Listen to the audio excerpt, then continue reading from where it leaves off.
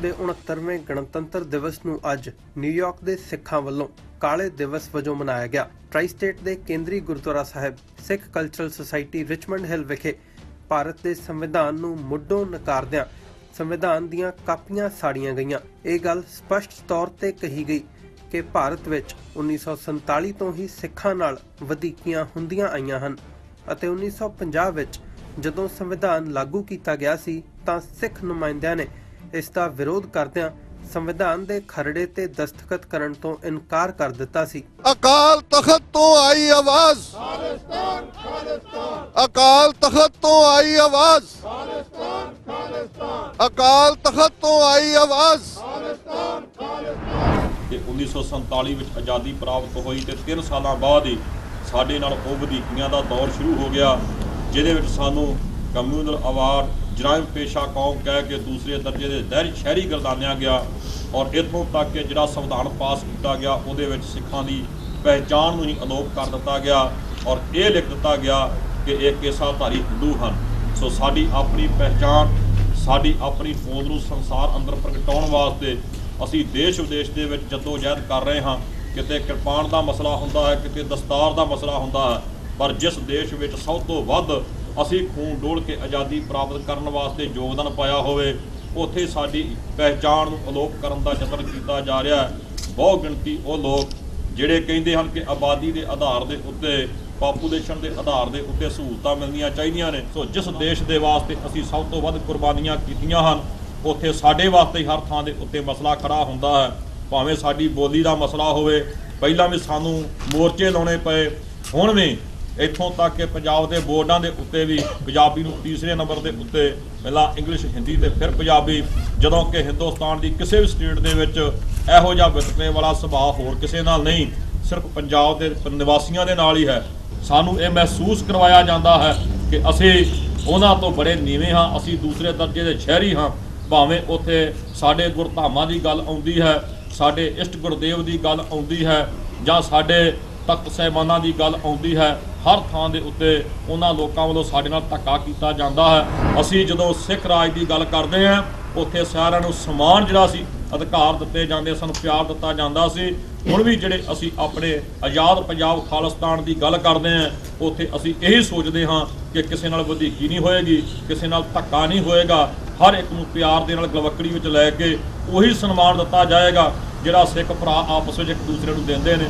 ਸੋ ਇਸ ਲਈ ਭਾਈ 26 ਜਨਵਰੀ ਦਾ ਦਿਹਾੜਾ ਸਾਡੇ ਵਾਸਤੇ ਵਿਸ਼ਵਾਸਘਾਤ ਦਾ ਦਿਹਾੜਾ, ਧਰੋਹ ਦਾ ਦਿਹਾੜਾ ਔਰ ਕਾਲੇ ਦੌਰ ਦਾ ਦਿਹਾੜਾ ਬਣ ਕੇ ਆਉਂਦਾ ਹੈ। ਇਸ ਦਿਨ ਅਸੀਂ ਇਹੀ ਅਰਦਾਸ ਕਰਦੇ ਹਾਂ ਕਿ ਕੌਮ ਨੂੰ ਆਪਣਾ ਰਾਜ ਭਾਗ, ਆਪਣਾ ਸੰਵਿਧਾਨ, ਆਪਣੇ ਸਿਧਾਂਤ ਪ੍ਰਾਪਤ ਹੋਣ ਤਾਂ ਕਿ ਕੌਮ ਆਪਣੀ ਗੱਲ ਕਰ ਸਕੇ ਔਰ ਸੰਸਾਰ ਪੱਧਰ ਦੇ ਉੱਤੇ ਆਜ਼ਾਦੀ ਦਾ ਨਿੱਘ ਮਾਣ ਸਕੇ। ਅੱਜ ਦੁਨੀਆ ਭਰ ਦੇ ਵਿੱਚ ਜਿੱਥੇ ਜਿੱਥੇ ਵੀ 30 ਮਿਲੀਅਨ ਸਿੱਖ ਕੌਮ ਬੈਠੀ ਹੈ, ਇਸ ਦਿਨ ਨੂੰ ਧਰੋਹ ਦਿਵਸ ਵਜੋਂ, ਕਾਲੇ ਦਿਵਸ ਵਜੋਂ ਯਾਦ ਕੀਤਾ ਜਾ ਰਿਹਾ ਹੈ। ਜ਼ਾਹਰ ਹੈ ਕਿ 1947 ਤੋਂ ਪਹਿਲਾਂ ਅਸੀਂ ਤੀਸਰੀ ਧਿਰ ਸਾਂ ਜਦੋਂ ਕਿ transfer of power the negotiation ਹੋਈ ਔਰ ਸਿੱਖਾਂ ਦੇ ਕੋਲ ਚੋਇਸ ਸੀ, ਪਰ ਸਾਡੀ ਲੀਡਰਸ਼ਿਪ ਨੇ ਇਹਨਾਂ ਐਸ਼ੋਰੈਂਸਿਸ ਦੇ ਉੱਤੇ ਭਾਰਤੀ ਯੂਨੀਅਨ ਨੂੰ ਜੁਆਇਨ ਕੀਤਾ ਕਿ ਕੋਈ ਵੀ ਸੰਵਿਧਾਨ ਭਾਰਤ ਦੇ ਵਿੱਚ ਐਸਾ ਨਹੀਂ ਹੋਏਗਾ ਜਿਹੜਾ ਸਿੱਖਾਂ ਨੂੰ ਮਨਜ਼ੂਰ ਨਾ ਹੋਏ। ਲੇਕਿਨ ਜਦੋਂ ਕਾਂਸਟੀਟਿਊਂਟ ਅਸੈਂਬਲੀ 'ਚ ਡਿਬੇਟ ਹੋਈ, 2 ਸਿੱਖ ਨੁਮਾਇੰਦੇ ਭੁਪਿੰਦਰ ਸਿੰਘ ਮਾਨ, ਸਰਦਾਰ ਹੁਕਮ ਸਿੰਘ, ਉਹਨਾਂ ਨੇ ਦੇਖਿਆ ਕਿ ਸਾਨੂੰ ਨਾਰਥ ਦੇ ਵਿੱਚ ਅੱਡ ਸੂਬਾ ਤੇ ਕੀ ਦੇਣਾ ਸੀ। ਈਵਨ ਸਿੱਖਾਂ ਨੂੰ ਆਰਟੀਕਲ 25B ਦੇ ਥੱਲੇ ਹਿੰਦੂਆਂ, ਬੌਧੀਆਂ, ਜੈਨੀਆਂ ਦੇ ਨਾਲ ਹਿੰਦੂ ਬਣਾ ਦਿੱਤਾ ਗਿਆ। ਦੋਨੋਂ ਸਿੱਖ ਨੁਮਾਇੰਦਿਆਂ ਨੇ ਕਾਂਸਟੀਟਿਊਂਟ ਅਸੈਂਬਲੀ 'ਚ ਖਲੋ ਕੇ ਕਿਹਾ, this is betrayal of the Sikhs, this is betrayal of the promises made to the Sikhs, we reject this constitution। So fact of the matter ਇਹ ਹੈ ਕਿ de facto ਭਾਵੇਂ ਅਸੀਂ ਭਾਰਤ ਦੇ ਨਕਸ਼ੇ 'ਚ ਕੈਦ ਹੋਏ, ਪਰ ਡੀ ਜੂਰਿਸ ਕਾਨੂੰਨੀ ਤੌਰ ਤੇ ਅਸੀਂ ਕਦੇ ਵੀ ਭਾਰਤ ਨੂੰ ਆਪਣਾ ਦੇਸ਼ ਨਹੀਂ ਮੰਨਿਆ। ਔਰ ਜਿਸ ਦਿਨ 26 ਜਨਵਰੀ 1950 ਨੂੰ ਭਾਰਤ ਦੇ ਵਿੱਚ ਗਣਤੰਤਰ ਦਿਵਸ ਮਨਾਇਆ ਜਾ ਰਿਹਾ ਸੀ, ਉਸ ਦਿਨ ਸਿੱਖ ਇਸ ਨੂੰ ਕਾਲੇ ਦਿਵਸ ਵਜੋਂ ਮਨਾ ਰਹੇ ਸਨ। ਕਾਲੀਆਂ ਦਸਤਾਰਾਂ, ਕਾਲੀਆਂ ਚੁੰਨੀਆਂ ਤੇ ਘਰਾਂ ਦੇ ਬਾਹਰ ਕਾਲੇ ਝੰਡੇ। ਔਰ ਪਿਛਲੇ 68 ਸਾਲ ਦਾ ਭਾਰਤੀ ਹਕੂਮਤ ਦਾ ਵਰਤਾਰਾ, ਜੂਨ 84 ਦਾ ਘੱਲੂਘਾਰਾ, ਨਵੰਬਰ 84 ਦਾ ਘੱਲੂਘਾਰਾ ਔਰ ਅੱਜ ਵੀ ਜੋ ਪੰਜਾਬ ਦੇ ਵਿੱਚ ਵਾਪਰ ਰਿਹਾ, ਪੰਜਾਬ ਦੇ ਤਖਤ ਤੇ ਇੱਕ ਤੋਂ ਬਾਅਦ ਇੱਕ ਸੂਬੇਦਾਰ, ਉਹ ਬੇਅੰਤਾ ਹੋਏ, ਪ੍ਰਕਾਸ਼ ਬਾਦਲ ਹੋਏ ਜਾਂ ਅੱਜ ਕੈਪਟਨ ਅਮਰਿੰਦਰ ਹੋਏ, ਕਿਵੇਂ ਡਾਇਸਪੋਰਾ ਸਿੱਖਾਂ ਨੂੰ ਚੈਲੰਜ ਕਰਦੇ ਹੈ। 40 ਤੋਂ ਜ਼ਿਆਦਾ ਸਿੱਖ ਨੌਜਵਾਨ ਬੇਗੁਨਾਹ ਚੁੱਕੇ ਹੋਏ ਨੇ। ਕਿਵੇਂ ਇੰਗਲੈਂਡ ਦੇ ਸ਼ਹਿਰੀ ਜਗਤਾਰ ਸਿੰਘ, ਜਿਸ ਦੇ ਉੱਤੇ ਲਗਭਗ 9 ਕੇਸ ਨੈਸ਼ਨਲ ਇਨਵੈਸਟੀਗੇਟਿਵ ਏਜੰਸੀ ਨੇ ਪਾਏ ਨੇ, ਔਰ 3 ਦਿਨ ਪਹਿਲਾਂ ਇਹ ਗੱਲ ਸਾਹਮਣੇ ਆਈ ਕਿ ਖੰਨੇ ਦੇ ਇੱਕ ਗਰੀਬ ਦੁਕਾਨਦਾਰ, ਚਮੜੇ ਦਾ ਕੰਮ ਕਰਨ ਵਾਲੇ ਰਾਮਪਾਲ ਨੇ ਇਸ ਲਈ ਸਰਹੰਦ ਨਹਿਰ ਦੇ ਵਿੱਚ ਛਾਲ ਮਾਰ ਕੇ ਆਤਮਘਾਤ ਕਰ ਲਿਆ, ਕਿਉਂਕਿ ਉਸ ਦੇ ਲੜਕੇ, ਉਸ ਦੀ ਵਾਈਫ ਨੇ ਕਿਹਾ ਕਿ NIA ਉਸ ਤੇ ਦਬਾਅ ਪਾ ਰਹੀ ਸੀ ਕਿ ਉਹ ਝੂਠਾ ਗਵਾਹ ਬਣੇ। ਸੋ ਜ਼ਾਹਰ ਹੈ ਕਿ ਕੋਈ ਵੀ ਇਹਨਾਂ ਦੇ ਕੋਲ ਐਵੀਡੈਂਸ ਨਹੀਂ ਹੈ ਸਿੱਖ ਨੌਜਵਾਨਾਂ ਦੇ ਖਿਲਾਫ। ਇਹਦੇ ਬਾਵਜੂਦ ਪੰਜਾਬ ਦੇ ਵਿੱਚ ਇੱਕ ਜਾਂ ਦੂਜੇ ਤਰੀਕੇ ਨਾਲ ਸਿੱਖਾਂ ਦੀ ਨਸਲਕੁਸ਼ੀ, ਸਿੱਖਾਂ ਦੀ ਹਰਾਸਮੈਂਟ ਜਾਰੀ ਹੈ। ਸੋ 20ਵੀਂ ਸਦੀ ਦੇ ਮਹਾਨ ਸਿੱਖ ਸੰਤ ਜਰਨੈਲ ਸਿੰਘ ਜੀ ਖਾਲਸਾ ਪਿੰਡਰਾਂ ਵਾਲਿਆਂ ਦੇ ਸ਼ਬਦ ਸਨ ਕਿ ਅਸੀਂ ਇਹਨਾਂ ਦੇ ਨਾਲ ਰਹਿਣਾ ਚਾਹੁੰਦੇ, ਇਹ ਇਹਨਾਂ ਨੇ ਦੇਖਣਾ ਕਿ ਸਾਨੂੰ ਨਾਲ ਰੱਖਣਾ ਕਿ ਨਹੀਂ ਰੱਖਣਾ। ਪਰ ਜਿਸ ਦਿਨ ਭਾਰਤੀ ਫੌਜ ਦੇ ਪੈਰ ਦਰਬਾਰ ਸਾਹਿਬ ਦੀ ਹਦੂਦ 'ਚ ਪਏ, ਖਾਲਿਸਤਾਨ ਦੀ ਨਹੀਂ ਰੱਖੀ ਜਾਵੇਗੀ। ਉਸੇ ਲਾਈਨ ਦੇ ਉੱਤੇ 26 ਜਨਵਰੀ 1986 ਦਾ ਸਰਬੱਤ ਖਾਲਸਾ ਬਾਬਾ ਗੁਰਬਚਨ ਸਿੰਘ ਮਾਨੋਚਾਲ ਦੀ ਅਗਵਾਈ ਹੇਠ ਬਣੀ ਪੰਥਕ ਕਮੇਟੀ ਔਰ 29 ਅਪ੍ਰੈਲ 1986 ਨੂੰ ਖਾਲਿਸਤਾਨ ਦੇ ਐਲਾਨਨਾਮੇ ਦੇ ਨਾਲ ਸਾਡਾ ਨਿਸ਼ਾਨਾ ਮਿੱਥਿਆ ਹੋਇਆ। ਬੇਸ਼ੱਕ ਜੂਨ 84 ਤੋਂ ਬਾਅਦ ਇੰਡੀਅਨ ਸਟੇਟ ਦੇ ਨਾਲ ਅਸੀਂ ਲਾਈਨ ਡਰਾ ਕੀਤੀ ਹੋਈ ਹੈ, ਪਰ ਫਿਰ ਵੀ ਅਸੀਂ ਉਹਨਾਂ ਭੁੱਲੜ ਵੀਰਾਂ ਨੂੰ, ਸਾਡਾ 26 ਜਨਵਰੀ ਜਾਂ 15 ਅਗਸਤ ਨਾਲ ਕੋਈ ਸੰਬੰਧ ਨਹੀਂ ਹੈ। ਸਫ਼ਰ ਵੀ ਅਸੀਂ ਕਾਲੇ ਦਿਨ ਤੋਂ ਆਪਣੀ ਆਜ਼ਾਦੀ, ਆਪਣੇ ਖਾਲਿਸਤਾਨ ਦੇ ਐਲਾਨਨਾਮੇ ਤੱਕ ਦਾ ਤੈਅ ਕਰ ਲਿਆ ਹੋਇਆ, ਪਰ ਫਿਰ ਵੀ ਕੁਝ ਚੀਜ਼ਾਂ ਸਿੰਬੋਲਿਕ ਹੁੰਦੀਆਂ ਨੇ। ਔਰ ਅੱਜ ਜੇ ਅਸੀਂ ਇਤਿਹਾਸ ਦੇ ਪੰਨਿਆਂ ਵੱਲ ਨਜ਼ਰ ਮਾਰੀਏ ਤੇ ਬਾਬਾ ਦੀਪ ਸਿੰਘ ਜੀ ਸ਼ਹੀਦ, ਉਹਨਾਂ ਦਾ ਜਨਮ ਦਿਨ ਵੀ ਹੈ। ਔਰ ਇਹ ਰਿਮਾਈਂਡਰ ਹੈ ਕਿ ਇੱਕ ਪਾਸੇ ਧੋਖਾ ਦੇਣ ਵਾਲੇ ਲੋਕ ਵੀ ਹੋਣਗੇ ਤੇ ਦੂਸਰੇ ਪਾਸੇ ਸੀਸ ਤਲੀ ਤੇ ਧਰ ਕੇ ਜੂਝਣ ਦਾ ਰਸਤਾ ਜਿਹੜਾ ਕਿ ਬਾਬਾ ਦੀਪ ਸਿੰਘ ਸ਼ਹੀਦ ਔਰ 20ਵੀਂ ਸਦੀ ਦੇ ਵਿੱਚ ਸੰਤ ਜਰਨੈਲ ਸਿੰਘ ਜੀ ਖਾਲਸਾ ਪਿੰਡਰਾਂ ਵਾਲਿਆਂ ਨੇ ਦਿਖਾਇਆ। ਪੰਥ ਉਸ ਰਸਤੇ ਤੇ ਤੁਰ ਨਿਕਲਿਆ। 30 ਮਿਲੀਅਨ ਸਿੱਖ ਕੌਮ ਨੇ ਜ਼ਾਹਰਾ ਤੌਰ ਦੇ ਉੱਤੇ ਖਾਲਿਸਤਾਨ ਦੇ ਐਲਾਨਨਾਮੇ ਨਾਲ ਆਪਣੀ ਮੰਜ਼ਿਲ ਮਿੱਥੀ ਹੋਈ ਹੈ। ਅਸੀਂ ਉਹਨਾਂ ਭੁੱਲੜ ਵੀਰਾਂ ਭੈਣਾਂ ਨੂੰ ਜਿਹੜੇ ਅੱਜ ਵੀ ਸਮਝਦੇ ਨੇ ਕਿ ਆਜ਼ਾਦੀ ਤੋਂ ਬਿਨਾਂ ਕੋਈ ਹੋਰ ਰਸਤਾ ਹੈ, ਇਹ ਯਾਦ ਦਹਾਨੀ ਕਰਨਾ ਚਾਹੁੰਦੇ ਹੈ ਕਿ ਅਸੀਂ ਉਹ ਸਾਰੇ ਯਤਨ, ਅਨੰਦਪੁਰ ਦਾ ਮਤਾ ਫਾਈਨਲ ਉਹ ਸਾਡੀ ਬੈਟਲ ਸੀ ਜਿਸ ਦੇ ਵਿੱਚ 2 ਲੱਖ ਤੋਂ ਜ਼ਿਆਦਾ ਸ਼ਾਂਤਮਈ ਤਰੀਕੇ ਦੇ ਨਾਲ ਸਿੱਖਾਂ ਨੇ ਗ੍ਰਿਫਤਾਰੀਆਂ ਦਿੱਤੀਆਂ ਧਰਮਯੁੱਧ ਮੋਰਚੇ 'ਚ। ਪਰ ਜੇ ਸਾਡਾ ਹਰਮੰਦਰ ਸਾਹਿਬ, ਸਾਡਾ ਅਕਾਲ ਤਖਤ, ਸਾਡੀ ਸਿੱਖ ਰੈਫਰੈਂਸ ਲਾਇਬ੍ਰੇਰੀ ਔਰ ਸਮੁੱਚੀ ਸਿੱਖ ਕੌਮ ਹੀ ਉਹਨਾਂ ਦੀਆਂ ਗਨ ਸ਼ਾਟਸ ਥੱਲੇ ਹੈ। ਔਰ ਪਿਛਲੇ ਇਹਨਾਂ 34 ਸਾਲਾਂ ਦਾ ਵਰਤਾਰਾ ਜੂਨ 84 ਤੋਂ ਬਾਅਦ ਇੱਕ ਤੋਂ ਬਾਅਦ ਇੱਕ ਹਕੂਮਤ, ਅਸੀਂ ਕਦੋਂ ਤੱਕ ਕਹਿੰਦੇ ਰਹਾਂਗੇ ਇਨਸਾਫ ਇਨਸਾਫ ਇਨਸਾਫ? ਇਹ ਕੰਨ ਪੱਕ ਗਏ ਨੇ ਇਹ ਸੁਣ ਕੇ ਔਰ ਜ਼ਬਾਨ ਥੱਕ ਗਈ ਹੈ ਇਹ ਕਹਿ ਕੇ। ਹੁਣ ਸਪਸ਼ਟ ਤੌਰ ਦੇ ਉੱਤੇ ਖਾਲਿਸਤਾਨ ਦੇ ਉੱਤੇ ਗੱਲ ਕਰੀਏ। ਰੈਫਰੈਂਡਮ 2020 ਇੱਕ ਉਹ ਹੋਪ ਹੈ ਜਿਹੜੀ ਕਿ ਸਾਨੂੰ ਇਹ ਦੱਸਦੀ ਹੈ ਕਿ ਜਿਹੜੀ ਸਾਡੀ ਮੰਗ ਹੈ ਉਹ UN ਚਾਰਟਰ ਦੇ ਥੱਲੇ ਰਾਈਟ ਆਫ ਸੈਲਫ ਡਿਟਰਮੀਨੇਸ਼ਨ ਸਾਡਾ ਮੁੱਢਲਾ ਹੱਕ ਹੈ।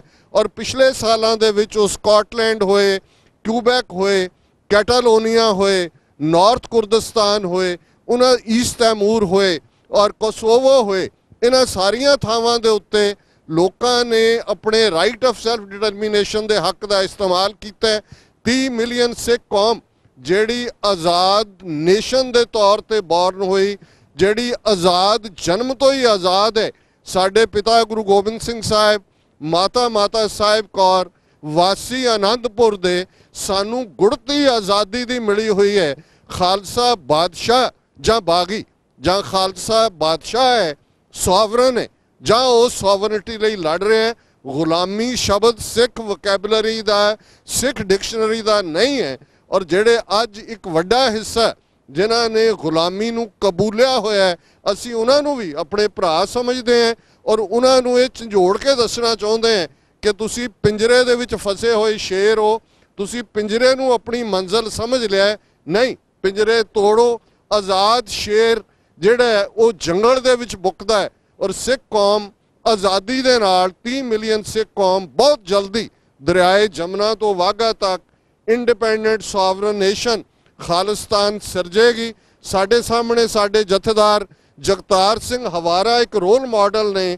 ਪੈਰਾਂ ਦੇ ਵਿੱਚ ਬੇੜੀਆਂ ਨੇ, ਹੱਥਾਂ 'ਚ ਹੱਥਕੜੀਆਂ ਨੇ, ਟਾਰਚਰ ਉਹਨਾਂ ਨੂੰ ਜੇਲ੍ਹ ਦੇ ਵਿੱਚ ਕੀਤਾ ਜਾ ਰਿਹਾ ਹੈ, ਉਹਨਾਂ ਨੂੰ ਉਹ ਮਾਰਨ ਤੱਕ ਜਾ ਰਹੇ ਨੇ। ਪਰ ਜਦੋਂ ਉਹ ਨਿਕਲਦੇ ਨੇ, ਖਾਲਿਸਤਾਨ ਜ਼ਿੰਦਾਬਾਦ ਚਿਹਰੇ ਤੇ ਦਗਦਗ ਕਰਦੀ ਲਾਲੀ ਜੱਜਾਂ ਨੂੰ ਕੰਬਣੀ ਛਿੜਦੀ ਹੈ।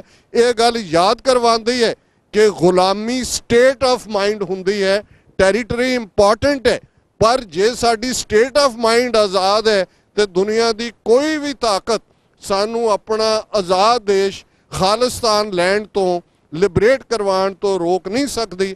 ਸੋ ਆਓ ਅੱਜ ਜਦੋਂ ਅਸੀਂ ਇਸ ਧੋਖਾ ਦਿਵਸ ਦੇ ਮੌਕੇ ਇਸ ਸੰਵਿਧਾਨ ਨੂੰ, ਜਿਹਨੂੰ ਸਾਡੇ ਦੋਨੋਂ ਨੁਮਾਇੰਦਿਆਂ ਨੇ ਵੀ ਨਹੀਂ ਸੀ ਮੰਨਿਆ, ਉਹਨਾਂ ਨੇ ਵੀ ਖਲੋ ਕੇ ਕਾਂਸਟੀਟਿਊਂਟ ਅਸੈਂਬਲੀ 'ਚ ਕਿਹਾ ਕਿ ਅਸੀਂ ਇਹਨੂੰ ਰਿਜੈਕਟ ਕਰਦੇ ਹਾਂ, ਔਰ ਇਸ ਨੂੰ ਅੱਜ ਫੇਰ ਅੱਗ ਦੇ ਹਵਾਲੇ ਕਰਕੇ ਅਸੀਂ ਇਹੀ ਯਾਦ ਦਹਾਨੀ ਕਰਵਾ ਰਹੇ ਕਿ ਸਾਡਾ ਇਹਦੇ ਨਾਲ ਕੋਈ ਸਬੰਧ ਨਹੀਂ।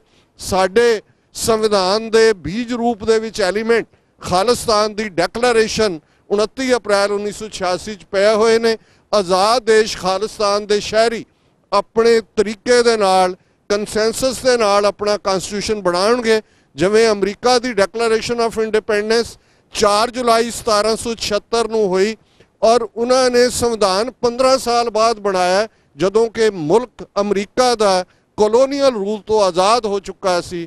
ਸੋ ਸਾਡੇ ਲਈ ਸਾਡਾ ਆਜ਼ਾਦੀ ਦਾ ਐਲਾਨਨਾਮਾ, ਖਾਲਿਸਤਾਨ ਦਾ ਐਲਾਨਨਾਮਾ ਉਹ ਹੋਇਆ ਹੋਇਆ। ਹੁਣ ਅਸੀਂ ਸਾਰੇ ਹੀ ਆਪਣੇ ਡਿਫਰੈਂਸਿਸ ਨੂੰ ਰੋਕ ਕੇ ਵੀ ਐਗਰੀ ਟੂ ਡਿਸਐਗਰੀ, ਇਹ ਮੰਨ ਕੇ ਕਿ ਅਸੀਂ ਅਸਹਿਮਤ ਹੋ ਸਕਦੇ ਹਾਂ, ਕੌਮੀ ਨਿਸ਼ਾਨੇ ਖਾਲਿਸਤਾਨ ਦੇ ਉੱਤੇ ਫੋਕਸ ਕਰੀਏ। ਆਓ 5 ਨਾਅਰੇ ਉਸ ਅਕਾਲ ਤਖਤ ਦਾ ਧਿਆਨ ਧਰ ਕੇ, ਉਸ ਦਰਬਾਰ ਸਾਹਿਬ ਦਾ ਧਿਆਨ ਧਰ ਕੇ, ਜਿੱਥੇ ਅੱਜ ਸਾਡੇ ਚੋਂ ਬਹੁਤ ਸਾਰੇ ਭਾਵੇਂ ਅਸੀਂ ਅਰਦਾਸ ਕਰਦੇ ਹਾਂ, ਸ੍ਰੀ ਅੰਮ੍ਰਿਤਸਰ ਜੀ ਦੇ ਇਸ਼ਨਾਨ ਗੁਰੂ ਤੋਂ ਮੰਗਦੇ ਪਰ ਜਾ ਨਹੀਂ ਸਕਦੇ, ਪਰ ਇਹ ਵੀ ਸਾਡੀ ਸਪਿਰਿਟ ਹੈ ਕਿ ਅਸੀਂ ਆਜ਼ਾਦ ਦੇਸ਼ ਦੇ ਵਿੱਚ ਜਾਣਾ। ਬਾਦਸ਼ਾਹ ਜਾਂ ਬਾਗੀ ਦਾ ਮਤਲਬ ਹੀ ਇਹ ਹੈ ਕਿ ਅਸੀਂ ਸਿਰ ਝੁਕਾ ਕੇ ਮਿੰਨਤਾਂ ਤਰਲੇ ਕਰਕੇ ਪਾਸਪੋਰਟ ਵੀਜ਼ਿਆਂ ਦੇ ਉੱਤੇ ਪੰਥ ਨੂੰ ਨਾ ਵੇਚੋ। ਅਸੀਂ ਆਜ਼ਾਦ ਹੋ ਕੇ ਉਸ ਧਰਤੀ ਦੇ ਉੱਤੇ ਕੇਸਰੀ ਝੰਡਾ ਝੁਲਾਉਣ ਦੇ ਲਈ ਜਾਵਾਂਗੇ।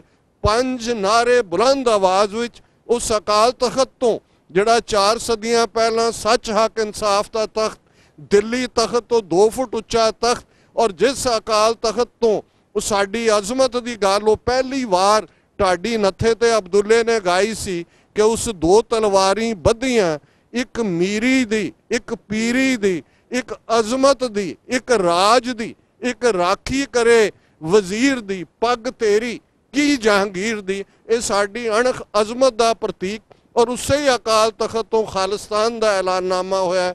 5 ਨਾਅਰੇ ਬੁਲੰਦ ਆਵਾਜ਼ ਵਿੱਚ, ਅਕਾਲ ਤਖਤ ਤੋਂ ਆਈ ਆਵਾਜ਼ ਖਾਲਿਸਤਾਨ ਖਾਲਿਸਤਾਨ, ਅਕਾਲ ਤਖਤ ਤੋਂ ਆਈ ਆਵਾਜ਼ ਖਾਲਿਸਤਾਨ ਖਾਲਿਸਤਾਨ, ਅਕਾਲ ਤਖਤ ਤੋਂ ਆਈ ਆਵਾਜ਼ ਖਾਲਿਸਤਾਨ ਖਾਲਿਸਤਾਨ, ਅਕਾਲ ਤਖਤ ਤੋਂ ਆਈ ਆਵਾਜ਼ ਖਾਲਿਸਤਾਨ ਖਾਲਿਸਤਾਨ, ਅਕਾਲ ਤਖਤ ਤੋਂ ਆਈ ਆਵਾਜ਼ ਖਾਲਿਸਤਾਨ ਖਾਲਿਸਤਾਨ। ਵਾਹਿਗੁਰੂ ਜੀ ਕਾ ਖਾਲਸਾ, ਵਾਹਿਗੁਰੂ ਜੀ ਕੀ ਫਤਿਹ। ਡਾਕਟਰ ਸਾਹਿਬ ਉਹਨਾਂ ਨੇ ਆਪਣੀ ਸਪੀਚ ਦੇ ਵਿੱਚ ਧੋਖਾ ਦਿਵਸ ਨੂੰ ਕਿਹਾ ਗਿਆ ਆ।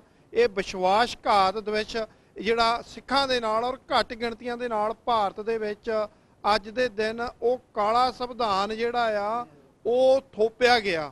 ਸੋ ਉਸ ਦੇ ਅਗੇਂਸਟ ਜਦੋਂ ਤੱਕ ਸਾਡਾ ਜਿਹੜਾ ਆਜ਼ਾਦ ਨੇਸ਼ਨ ਹੋਮਲੈਂਡ ਦੀ ਗੱਲ ਜਿਹੜੀ ਆ ਉਸ ਭਾਰਤੀ ਕਬਜ਼ੇ ਦੇ ਥੱਲੋਂ ਪੰਜਾਬ ਨੂੰ ਆਜ਼ਾਦ ਨਹੀਂ ਕਰਾ ਲੈਂਦੇ, ਉਦੋਂ ਤੱਕ ਇਹ ਜਿਹੜਾ ਵਿਰੋਧ ਇਸੇ ਤਰ੍ਹਾਂ ਜਾਰੀ ਰਹੇਗਾ। ਇਹਦੇ ਕਾਰਨ ਉਹ ਤੁਸੀਂ ਸਾਰੇ ਅੱਜ ਬੁਲਾਰਿਆਂ ਪਾਸੋਂ, ਡਾਕਟਰ ਸਾਹਿਬ ਪਾਸੋਂ, ਆਪ ਜੀ ਨੇ ਸਾਰਿਆਂ ਨੇ ਸਰਵਣ ਕੀਤੇ ਆ। ਅੱਜ ਜਦੋਂ ਅਸੀਂ ਦੇਖਦੇ ਹਾਂ ਕਿ ਭਾਰਤ ਵਿੱਚ, ਪੰਜਾਬ ਦੇ ਵਿੱਚ, ਚਾਹੇ ਉਹ ਸਾਡੇ ਸੋਸ਼ਲ ਸਮਾਜਿਕ ਜਥੇਬੰਦੀਆਂ ਦੇ ਨੁਮਾਇੰਦੇ ਜਿਹੜੇ ਆ ਉਹ ਜਿਹੜੇ ਆ ਕਰ ਰਹੇ ਆ ਆਪਣੀ ਵਿਰੋਧ ਦੇ ਵਿੱਚ, ਉਹਨਾਂ ਦੀਆਂ ਅਸੀਂ ਦੇਖ ਰਹੇ ਹਾਂ ਕਿ ਉਹਨਾਂ ਨੇ ਲਾਈਵ ਹੋ ਕੇ ਜਾਂ ਪ੍ਰਿੰਟ ਮੀਡੀਆ ਦੇ ਉੱਤੇ ਜਾਂ ਇਲੈਕਟ੍ਰੋਨਿਕ ਮੀਡੀਆ ਦੇ ਉੱਤੇ ਇਸ ਗੱਲ ਦਾ ਵਿਰੋਧ ਕੀਤਾ ਕਿ ਇਹ ਕਾਲਾ ਸੰਵਿਧਾਨ ਅੱਜ ਸਾਡੇ ਸਿੱਖਾਂ ਵਾਸਤੇ ਕਾਲਾ ਦਿਨ ਆ।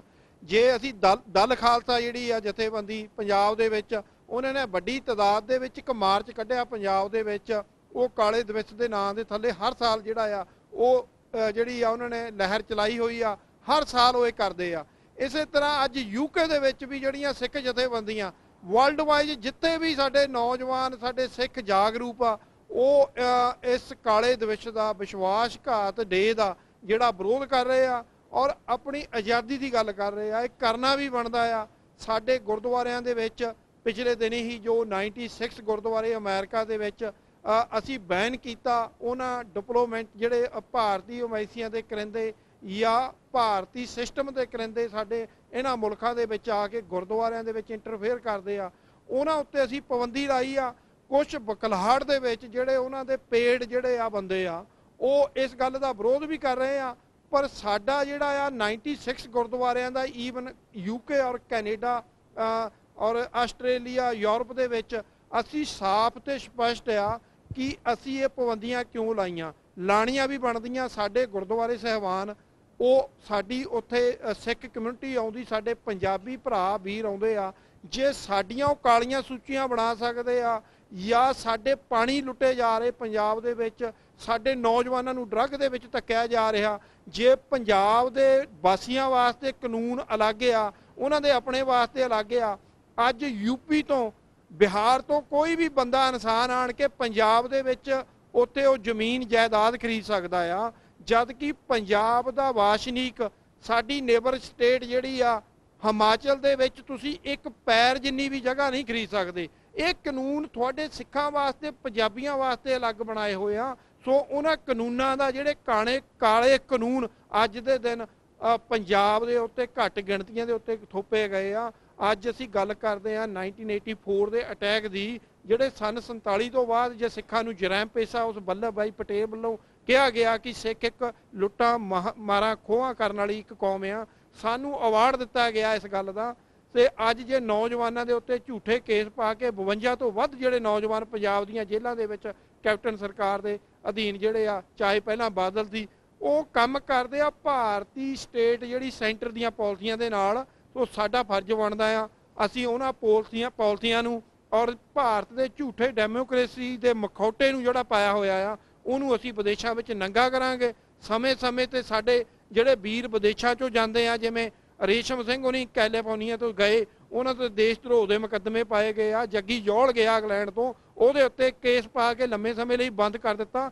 ਅਸੀਂ ਜਿਹੜਾ ਗਦਰੀ ਬਾਬਿਆਂ ਦੀ ਜਿਹੜੀ ਮੁਹਿੰਮ ਸੀਗੀ ਸਟਾਕਟਨ ਦੀ ਧਰਤੀ ਅਮਰੀਕਾ ਦੇ ਵਿੱਚੋਂ, ਉਹ ਗਦਰੀ ਬਾਬੇ ਅੱਜ ਵੀ ਜਾਂਦੇ ਰਹਿਣਗੇ, ਪਹਿਲਾਂ ਵੀ ਗਏ ਆ ਔਰ ਅਸੀਂ ਉਦੋਂ ਤੱਕ ਜਾਂਦੇ ਰਹਾਂਗੇ ਆਪਣੇ ਆਖਰੀ ਸਾਹ ਤੱਕ, ਜਦੋਂ ਤੱਕ ਸਾਡਾ ਆਜ਼ਾਦ ਮੁਲਕ ਜਿਹੜਾ ਆਜ਼ਾਦ ਨਹੀਂ ਹੋ ਜਾਂਦਾ ਪੰਜਾਬ।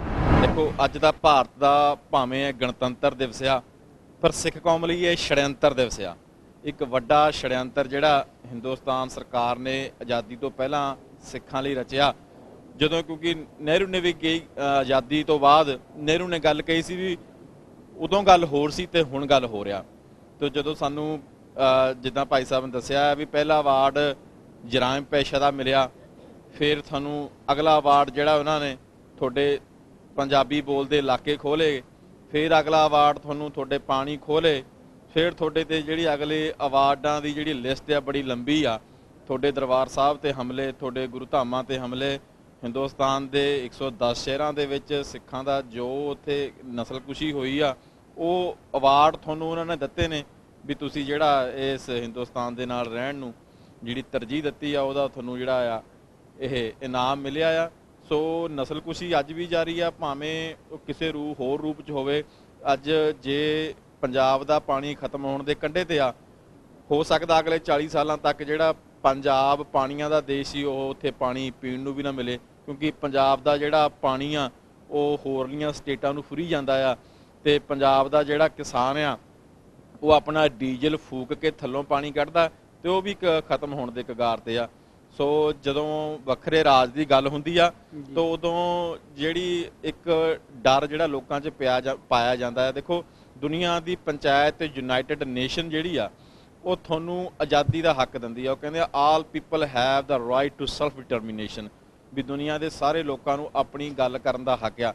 ਜਦੋਂ ਆਪਾਂ ਸਿੱਖ ਆਪਣੀ ਆਜ਼ਾਦੀ ਦੀ ਗੱਲ ਕਰਦੇ ਆ ਤਾਂ ਦੁਨੀਆ ਪੰਜਾਬ ਦੇ ਜਾਂ ਹੋਰ ਜਿਹੜੇ ਹਿੰਦੁਸਤਾਨ 'ਚ ਵਸਦੇ ਸਿੱਖ ਨੇ ਉਹ ਤੁਹਾਨੂੰ ਕਹਿੰਦੇ ਨੇ ਵੀ ਤੁਸੀਂ ਹਿੰਦੁਸਤਾਨ ਨਾਲ ਰਹੋ, ਕੀ ਗੱਲ ਹੋ ਗਈ, ਸਾਰਾ ਕੁਝ ਭੁੱਲ ਜਾਓ, ਕੁਝ ਵੀ ਨਹੀਂ ਹੋਇਆ।